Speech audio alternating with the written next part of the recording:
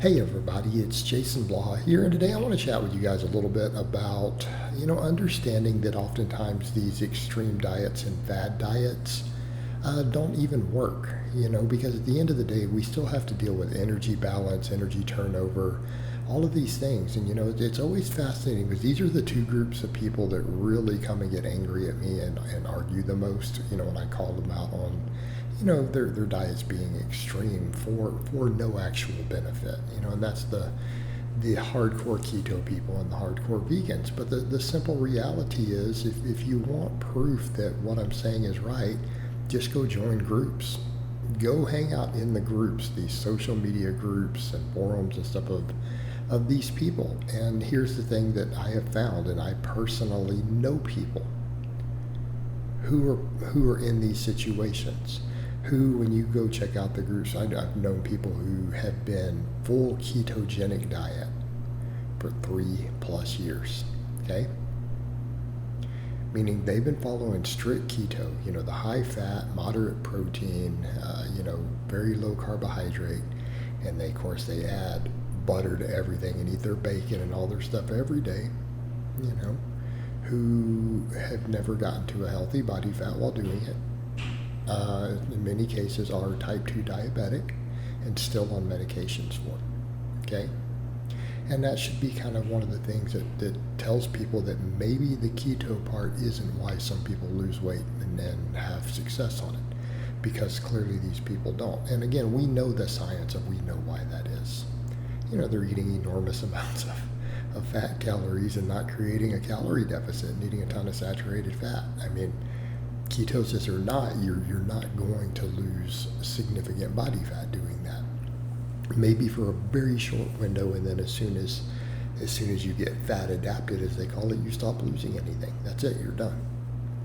And it doesn't take very long to happen. And it's the same thing, with vegans. I've met plenty of vegans who are not in shape, and they're always like, well, this is the lifestyle, this is what you want to do. But it's not really supported by the evidence. If anything, eating animal source protein is extremely beneficial to us. And particularly for the purpose of improving body composition, losing body fat, gaining muscle, okay? It's extremely beneficial, and the evidence for this is overwhelming.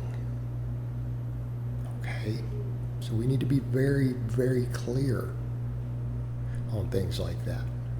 And I get that some people choose that lifestyle for ethical reasons, but if you're believing that because you go vegan that you're somehow immune to the laws of calories in, calories out, or that your diet is automatically magically superior or more healthy, I'm sorry, that's a completely delusional mindset.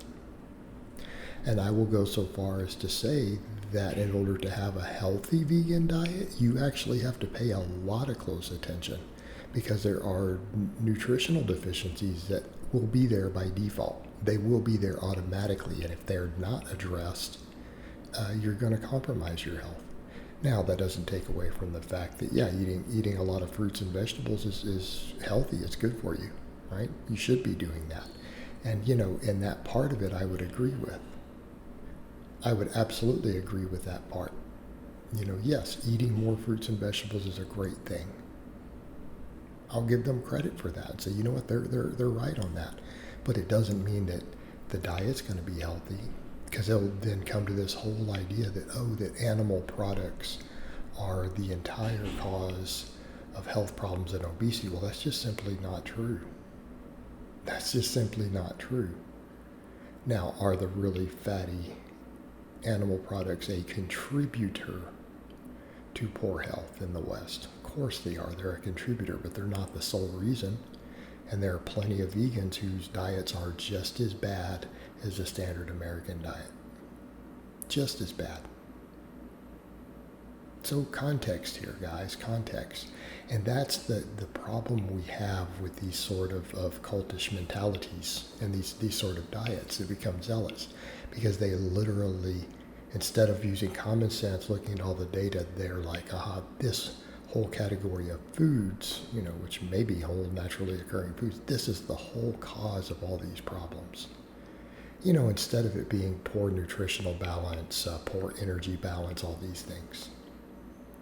And that's where we run into problems, when they're the assumption that if they think that eating, coconut oil is going to be healthier than eating chicken breast, you see what problem we have here?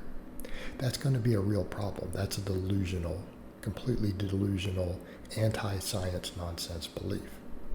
Same thing when we get over to the keto people. Hey, they're cutting out a lot of refined sugars and a lot of refined junk. Well, hey, that's a good thing. They're right. Excessive refined sugar intake. Notice I didn't say refined sugar intake, I said excessive. Is an enormous contributor to poor health. It's a big contributor. And if their diet just focused on cutting that out and replacing it with more whole foods, they would certainly be much healthier. But the problem is they'll then take it to the same extreme and go, since that's the cause, and it's not this other stuff, when we know that the large amounts of animal source fat, we know that's a contributor also. That is an enormous contributor also. They will then replace the refined sugar with more of that. And if they do that and they don't create an energy deficit, guess what? They didn't improve anything. They did not do anything to improve their health. They didn't do anything to help with their weight loss. They didn't do anything to help with their diabetes. They did nothing.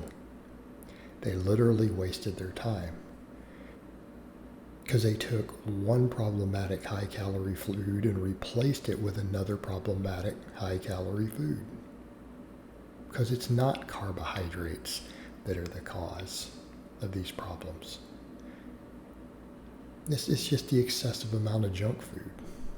It's the hyper-palatable, calorie-dense food, large amounts of fat, and large amounts of refined sugar.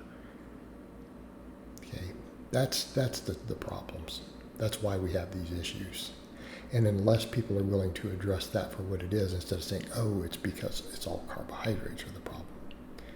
One group will say the vegans, oh, it's all animal source products are the problem. Because some of the fittest, most healthy, jack lean people on earth eat huge amounts of animal protein. So much for that. That's not going to fly. It's a nonsense argument, just like the keto people. The truth is, most people need better energy balance. They need to be eating an appropriate amount of calories, and calories in, calories out. Keep in mind, what you eat affects calories out. We know this. For their goals, they probably need to be eating less junk food. Problem solved. All right, guys, but that's really all I have to say on that today. I hope it's been informative, and I'll talk to you guys next time.